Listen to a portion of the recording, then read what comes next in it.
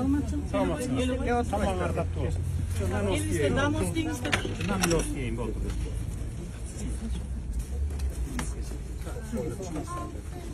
Qancha yıldan beri yaşaş öyleniz bu yerde? 10 yıldan beri yaşadım. 10 yıldan beri. Kimden aldınız öyle yerde?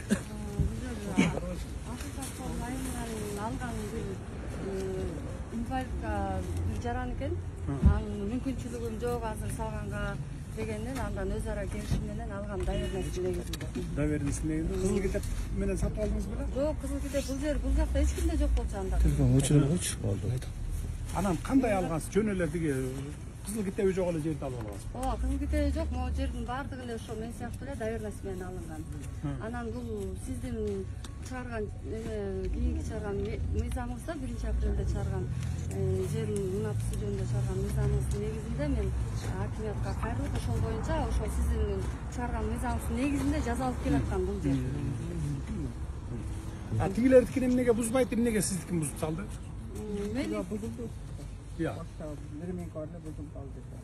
Бул жакта эки семьяны бузуп коюп, эки семья. Кошунам талашып, буздурткан кошунам. Мен 2014-жылдан баштап жашап атам, бул болсо 2017-жылы китеп жасатып келип алып, анан кийин ушул жер меники чыккыла дегенден мен муну экөөбүз чечпей, сот чечсин. Ага, ким жасап бериптир китепти? Ал жерге жасап бергендер, тийиштүүлөрдүн баары кылмыш иши козголуп, сотунда каралып атат, бүт элек ал иш. Бүгүн да каралып атабы? Ушул азыркы учурда да каралып атат. Ал жерде архитектура госрегистр ошол 2017-жылы ошол китепти жазагандардын баардыгы кылмыш иши козголуп каралып атат. Ошого карабастан бул жер меники деп эле болбой эле догурун эле жарандык эме менен сотко берген. Ошону менен утуп алды соттон. Утуп алып эле анан кийин анын кызыл китеби бар экен, 17-жылы жасап койгон. Бул жер деген 17-жылы мораторий бар болчу. Мораторий. Айдоо багыты 2009-дон баштап мораторий. Кайсы кошунаңыз? Бул кошунаңызбы? бул кошунам азыр. Чакыргылачы, ким бар? Балдар, Эрбол чакырып келелечи. Жол экен. Эч кимиси жок. Жол экен. Тилек деген квартальный да ушул эмен эметкен. Ошол башында мен депутат айлык кеңештен ошол мынакей биз деген китеп жазатып алдык. Анан кийин ушул китеп жазатып алган жерди сен бошотуп бер жосо түптүрүп салабыз деген да мени ошол квартальныйда келип коркуткан. Коркуткандан мен айткам. Ошо квартальный, депутат. Азыркы учурда азыр могу жерде анын да жери бар. Айылдык кеңештин депутаты, Депутат, айылдык кеңештин депутаты. Көп жылдан бери Квартальный депутат. айылдык кеңештин депутаты. Бул жерде мен да кичине түшүндүрүп койчу. Ушул жерде мен жашайм, мен дагы мына 10 жылдан ашты. Ушул айланада бир да кишиникинде сында кызыл китеби жок. Эч ким сала элекпиз. Багы жерди алганбыз, тамды салып жашап атабыз. Булар сыяктуу эле. Эми ушулардын арасынан таң калабыз да, ушу канча киши биз китеп ала элек. Биз деле билебиз да, мораторий жарыяланган 2009-жылдан бери. Андан сизге 21-жылы мына кол коюп ачып берип атасыз, жалпыга берилсин деп. Булар эле ушул атайын мына бу жердеги ушул өкмөттөгүлөр. Жанагы Тилек деген баланы айтып атпайсыз, квартальный депчи. Ошол именно ошол киришип туруп баарын булуткан ошол балада ошол жазатып мына өкмөттөн, госрегистрден, айыл өкмөттө да иштеген. Ошолордун баарын ошол 17-жылы китеп жазатып алып турат. Бизге бир кишиге китеп берген жок да, мына эл турат, баары турат. Ушунун арасынан ушул жерге именно могуга жазатып, эми мындай. Мен мына Атай ген прокурорду эриштип келдим. Таанышыңарбы? Тааныбайсыңар. Курман Кузулуш. Атай силерден бир сыйра, бир принцип үстүнөн билебиз, уже билдик. Кандай болгон, эмне болгон дегендей. Анан кийин мен мораторийди жоюп, кызыл китеп бергиле дегенде бардыгына эмес. Кызыл линия деген бар, билесиңер, ошого кирип кеткен жерди ошол жерге салып алганга хоть эле өлтүрсөңөр да биз бере албайбыз. Анткени кызыл линия деген кызыл линия. Үстүнөн жогорку чыңалуудагы линия өткөн жерлер болот. Алдынан баягы связьдин кабелдер өткөн болот. Же болбосо вообще кызыл черта жол түшө турган жер болот. Андайларга бере албайбыз. Андайлар дагы бар. Андайларды араңарда бар. Алар сразу эле эсинде болсун, аларга бере албайбыз. Калган масса 90-95% аларга беребиз.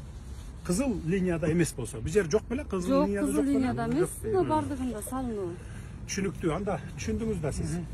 Бул жерде мына 17-жылы ким кызыл китеп алган болсо, мораторийден берген кишини дагы госрегистр азыр депутат деп атпайбы? Депутатына карабагыла. Бул жерде бүт жер саткан мафия 15 жылдан бери бүт баары мафиялашып кеткен да. сотко да берет, прокурорго да берет, милицияга да берет. Алар кырышабайт этип мына ушундай ызы чууну жаратып атат. Бул бүгүн эле жаралып аткан ызы чуу эмес, илгертен бери келаткан ызы чуу. Ошон үчүн эч кимге карабай туруп жоопко тартасызбы? Ошол сот 17-жылы кайсы жылы сот карап чечип берип коюп атат бир тарабына? 17-жылы. Кызыл китепке азыр чечип берип атат. Азыр чечип берген 17-жылы жазылган документ менен 2022 жылы чечип берип ноябрда, декабрда ушулар. сот көзү сокур болуп калбаса көрүш керек да, көрүп туруп бул 17-жылы алып атса, ал убакта мораторий болсо, сеники да жарабайт, мунуку да жарабайт деп туруп артка тебиш керек эле. Силерге извещение коюш керек эле правоохранительный органдарга, же болбосо местный кеңешке, мону туралагыла, жокко чыгаргыла мунуңар, жок, туура эмес бул деп туруп ошентиш керек эле. Значит, бул жерде сот дагы акчалуу болгон, мунун да жоопкерчилигин карагыла. Анан мындайраак болот да, Садырова кечиресизби? Бул жерге мораторий жарыялангандан кийин, этот кызыл китеп берүүгө уруксат берилгенден кийин кадастр, архитектуранын, комиссиянын балдары келип буяка номер берип кетип атат. То есть мыйзамдуу жолу эми кетип барат да, былтыр сиз келип кеткенден кийин. Мыйзамдуу кетип барат, китеп жасатып алып анан келип 17 жылда кызыл китепти көтөрүп чыгып атпайбы? Анан бул жерде Садырова мындай болот да. Агордо бүгүнкү күндө азапка баттык. Сиз келип кеткенден кийин үнүбүз сизге жетпей, жер саткан көпөстөр элди ушундай кыйнап, азапка салып, кызыл китеп ала албай атабыз. 15 000 түтүндөн 300 эле киши эле кызыл китеп алды. Бүт арестке коюп койду. Аким гана. Мен арестте болду. Былтыртан бери акимсиң, э? Былтырдан. Баягы мен чогулушка келгенде бар беле? Ошондо мен бар элем. А эмне кылып атасыңар анан? Эмне кылып атасыңар буга? Эми азыр бүгүнкү күндө биз 20 миңге жакын арыз алганбыз бүгүнкү күндө. Анан ошо 5 миңден ашыгына азыр бүгүнкү күндө бара бир айлык илип келебиз да. Аларды биз мына өздөрү үй-мүйгө номер берип чыктык. Бирок биз келип 300 эле кишиге алдык деп атпайбы кызыл китеп. Канчага бердиңер силер? Бул жерде баягы жерчилердин баягы мыйзам положение жазып койгон да, ошонун макулдугу менен да биз өзүбүз тараптан архитектурный госрегистр, биз райондукун бүт өзүбүздүн тармагыбызды бүтүп даяр кылып койдук. Бир 10 миңден ашыгына. Азыр ошол жердин ээлеринин макулдугу деген жер биздин колубуз байлап болуп ошол болуп атат. Кайсы жердин ээлерин макул? Ошол баягы үлүш жерлеринин ээлери. Бүт ошондой берилип кеткен экен да. Биз бүгүнкү күндө кыйналып атканыбыз ошол. Бирок мына элдин алдында мына сиз берген тапшырманы биз башына аягына чейин катуу күнү-түнү аткарып атабыз. Мына эл өз да көрүп, биз ошол кол байлап койдук. Баягы мурун басып алганда үлүш жер болгон. Ошол. Кимдин жерлери экен? Канча кишинин жери экен? Канча гектар? Мен билесин айтып коеюнчу. Assalamu alaikum. Бул жерге келгенде мен сизге чыгып айттым эле ошондочу. Жана жерчилер аркылуу берилсе булар кайра сатат депчи. Азыр ушундай болуп атат. Мына мен элдин атынан айтып коеюн сизге. Азыр бул жерде эл кызыл китеп ала албай атканыбыздын бир эле ток кете себебин айтып коеюн. Жанагы өкмөттөн чыккан положенияга ошол жерге 27 пунктка киргизип коюптур да. Жердин ээлесинин макулдугу менен трансформация болсун деп. Азыр бардык документтер даяр болуп, архитектурадан пызулорун да алып, баарыбыз алып, ошол жерге келгенде ошол 15 жыл мурун канча киши экен ушул жерде ушул? мына жерчилер фамилиясынан бери айтып Ошол коеюн. өзүндө 15 миңдей. Жок, 15 миңдей ал басып алып салып алган кишилер жашоочу. Мен жерлерди айтып атам, жер. Жер Бирөөнүн 10 гектар жери, бирөөнүн 100 гектар жери. 900дан ашыраак гектар, общий биздин район боюнча 1618 гектар. Ошонун 900 гектардын ашыгы 15 миң түтүн ушул агордон Өзүндө турат, өзүндө Өзүндө турат. Эми мага айтты, ушул 9000 гектар канча кишинин жери болгон? 9 гектар. 9 гектар ошол 12 миңден ашыгы үй салынып кеткен, 2 миңден ашыгы 15 миң адам. 15 миң адам. Ошондон фундамент. Канча хозяин болгон ушул жерде? 85 адамдай. 85 адам. Буларды биз муну айтып, булар менен жолуктурдум да. Аларды чакырдык, бетме-бет отурдук. Анан кийин айттык, мына жерлерди мына силер ушуну алыпсыңар, эми сатыпсыңар, эми бергиле. Мына бүгүнкү күндө токтоп турлар. Ошол убакта ошол 85 киши сатты беле ошол жерин. Басып алдың, значит болду, акча төлө деп акчаларын алганбы, же алган эмес? алган эми саткан. Баардыгына сатып алган. Бир да киши захват жок. Баары Бүт сатып алган. Алар мындай кылып атат болду. Азыр жашыл китебинин госрегистрге бар. Мен жумумдан азыраак деген арыз жазып келген. Мен жазбайм деп атат. Болду, түшүнүктүү. Значит 85 киши мурдакы баягы үлүшүнө тийген кишилер да. Алар силерден акча алган баары. Ал үлүштүн ээлери мен тактап айтып коеюн. Үлүштүн ээлеринен жана жер саткан аялдар. Саналуу эле бир 10 аял. Алар купили продажа кылып сатып алган. Сатып алып элге саткандагын азыр ошол сиз айткан жана колхоздун правоприемниктери эмес. 17 пункт жокко чыгаргыла. 27. Ошол пункт жокко чыкса эле эл бүт алат байке. Сразу эле баарын организовать этип жокко чыгаргыла дагы күнөөлүүлөрдүн бардыгын могу жердеки жанакы бир кишиге эки неме саткан, жер саткан, 2ден 3дөн саткан бардыгын жоопко тартылат. Качан гана ошолорду жоопко тартасыңар, ошондо ушундай ыз токтойт. Жоопко тартпай, кол ирисине тартат болуп защита кылып карабай койсоңор, ал уже дагы кете берет. Азыр Бул бузулган. Айтпай датпаймыз. Ана мына азыркы кызыл китеп алып айткандар боюнча уруксат берип ишти эркинге чейин тактап сизге так маалымат берди. Эмне себептен берилбейт, ким алыш керек? Мына түшүнбөдүм. Бизде такталган ана. Тигил бере албай аткан. 27 пункттер жокко чыгарсаңыз берет. 300 Эми анда биз жокко чыгарып беребиз. Баягысын мен аны билген эмесмин да, ошол дегендей. Эртең жокко чыгарып беремин. Неме делена калган 15 миң кишинин баарына берилет. Только кызыл линияга кирип кеткендерге бербейсиңер. Алар 1000 адам бар. 1000 адам бар. Эми ошол 1000 адамда ызы чуу чыгарат. Аны туура түшүнгүлө биз бере албайбыз. Бир нерсе айтып коеюн силерге. Жана десятка линиянын боюнда үйлөр салынган да, үйдү салып бүткөндөн кийин частный компаниялар, мен сизге айтып коеюн. Сиз айтып атпайсыз, мамлекетке өткөргүлө линияны деп. Мына кварталдар частный компанияларды алып келип, элдин линиясына, ошол элдин үйүнүн жанынан десяткада тартып салган. Азыр ошол десятканын жанындагы красный линияга кирип калган да, ага эл күнөөлүү эмес да. Ошол үйлөр курулуп бүткөндөн кийин жана частный компаниялар келип десятка линиялар тартып салган. Частный компаниянын кандай? Мына частный компанияга өткөрөбүз деп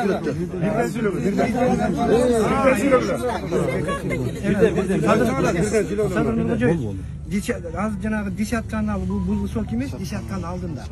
Биз багы сиз өзүңүз келип кеткенден кийин жолду салуу боюнча жолду кеңейтиш керек болгондо, биз эми ошол калган биягында үйлөр туруп калган. Бирок жол салыш үчүн биз ошол линияларды мына үй тарапка жылдырдык жолго. Ал эми ал жерде азыр биз мына десятка өтүп атат. Ал жерди бияка жылдырайлык десек, жолго чыгып кетет. Бияка жылдырайлык десек, ар бир менчиктин үйүнө кирип кетет. Ошон үчүн жерибиз болгон жерине коюлган бул нерсечи. Муну эл баягы неме чыгы элек кезинде эл өзү Жок, оң тарабын под бизнес деп сатып бергенде, жол местасын. Кезинде ошондой кылып койгонбуз. Бүгүн азыр ошол күндө жана 1000 деген киши именно ошол десятканын алдында турат. Эми ал азыр десятканы жок кылалык десек, анда светтен кургала турганбыз. Бияка жылдыралык десек, жолдобуз. Биягына киргизелик десек, үйлөргө кирип кетип атат. Ушул дагы бизди алдан тупикке такып атат, жана 1200 адамдын айласын кетип турганда ушул болуп атат да. Эми десятканы башка жактан алып кетелик, башка жакка коелук десек, кое турган башка жеринде жер жок. Банкини баары биритип мондай. Биз аны Минэнергияга бул кайра кылганда биз айттык, эми буну Минэнергия чечип берет деп. Минэнергия айтты, алар положениялар барбы? Ушул астына түшүп канча? Эгер бергиле, эгер рұқсат берсеңер, биз аны чечим чыгарып беребиз деп аларга жөнөткөнбүз. Эми алар чечпесе биз чече албайт экенбиз. Минэнергия боюнча биз текшергенбиз, маалыматты мен берейин сизге. Баягында сиз тапшырганда бүт текшерип чыкканбыз, азыр менин эсимде жок да. Ушу красный линиялар боюнча бүт ар бир үйдү карап чыкканбыз. Сиз мага барсаңыз да керек элечи, Анан окуткан отам да. мен Кумагул Токторовичтин балдарыңыз келип текшерип алды. Барды. Эл абонент болуп акча төлөп аткандан ошол десятканы сипка белгилери тартып койсо болот да. Жок, балансыга өткөрбөй атпайбы? Мисалы Север Электро келип атат, рахмат. Президенттин тапшырмасы менен бул жак элдин, мен айтып берейин. Бул жакты 25 миң жолу эл тартканбыз да, элдин менчиги да. Анан ушуну Север Электро келип, энергия холд начальниги да келди. Президенттин тапшырмасы мамлекетке алалы десе, кээ бир кварталдар бербей атышат. Анан мындай туртуңуз эми. Анан экинчиден Садыр Нуркожоевич бир айтып коеюн, жолду да мен сизден суранган элем, элдин атынан рахмат, асфальт жолубуз түштү. Анан ушул эки секесиндеги тротуарны азыркыга чейин бүтүрбөй, азыр көп берсең болот. Топурактарын таштап, кайдагы бир подрядчик фирмаларга мынакей 1 жылдан ашты элге недопусту, же тротуар жок. Анан мен баса элеп коеюн, десятка боюнча. Могу оң тарабындагы мурдагы ошол жерчилер менен кварталны аралаштырып, жол болуп аткан местен под бизнес деп сатып берген. Азыр көрсөңүздөр болот. Себеби ошол под бизнес жерден десятканы качырып туруп, булар элдин секесине тартып салган. Буну катуу көзөмөлгө алсаңыздар болот. Анан сен эң биринчи суранарыбыз элдин азыр көйгөй жетип бүткөн эле көйгөй жана 27 пункт жокко чыгарып берсеңиздер, эртеден баштап бүт даяр алабыз кызык жетти. Хорошо, жана под бизнес деп саткан жерди карагылачы, карап туруп, действительно ошол жигит айтып аткандай болсо, кайра наоборот тиягынан эме алсын. Урмат Кадырович. Могу жер эч кимдин менчиги болбойт. Биз сүрдүрүп салган кишини чакырсак келбей атпайбыз, жок экен деп. Анын да менчигин өткөзүп, тескерисинче жоопко тартасыз аны. Эмне үчүн мораторий убакта жасатып алган, подделка документ. Ким жасап берди? Алардын баарын сот кошо жоопкерчилигин карагыла соттун. Эмне үчүн сен көрүп туруп ушуларга бир жагына чечип берип атасың? Экөөнү тең анын үйрөтөч керек эле. Кызыл китепти дагы кайра артка айдап коюш керек. Сот карап атат да, көрүп атат. Ал билет да законду. Сурана 27 пункт жокко чыгарып бериңиз. Ошол тосуп атат. Азыр бузулган yok. Biz bayağı sunuş bergenmiz da.